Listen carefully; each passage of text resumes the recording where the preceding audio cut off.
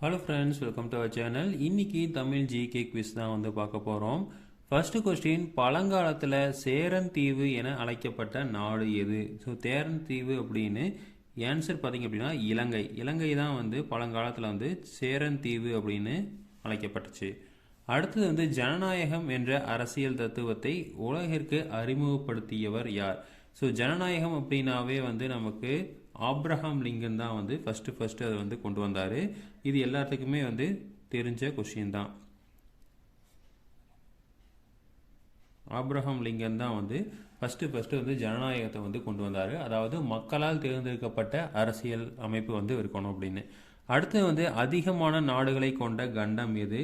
இருக்கிற 7 கண்டத்தில் அதிகமான நாடுகள் கொண்டது வந்து ஆப்பிரிக்கா. ஆப்பிரிக்கா கண்டத்தில் தான் வந்து அதிகமான நாடுகள் இருக்குது. அடுத்து வந்து ஒரு தலைமுறை சுமார் எத்தனை ஆண்டுகளை குறிக்கும்? நம்ம வந்து ஒரு தலைமுறை அப்படின்னு சொல்கிறோம். முதல் தலைமுறை, இரண்டாம் தலைமுறை அப்படின்னு சொல்கிறது 33 ஆண்டுகள் சேர்ந்தது வந்து ஒரு தலைமுறை அப்படின்னு சொல்கிறோம்.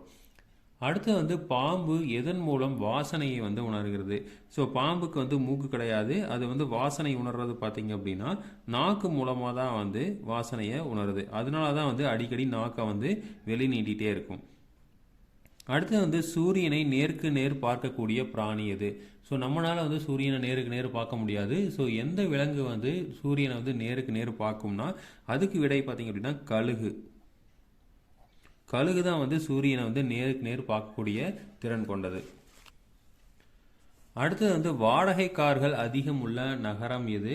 ஸோ மெக்சிகோவில் தான் பார்த்தீங்க அப்படின்னா அதிகமான வாடகை கார்கள் வந்து இருக்கும். அடுத்து வந்து இந்திய தேசிய கொடியை வந்து வடிவமைத்தவர் யார் அப்படின்னா பிங்கள வெங்கையா அப்படிங்கிறவர் தான் வந்து தேசிய கொடி மூவர்ண கொடியை வந்து வடிவமைச்சார்.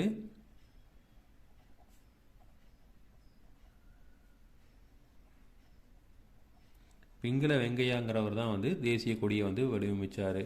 அடுத்து வந்து பரிமாண கோட்பாட்டின் தந்தை யார் அப்படின்னா சார்லஸ் டார்வின். ஸோ இது வந்து நமக்கு ஃபர்ஸ்ட் இருந்தே வந்து தெரியும்.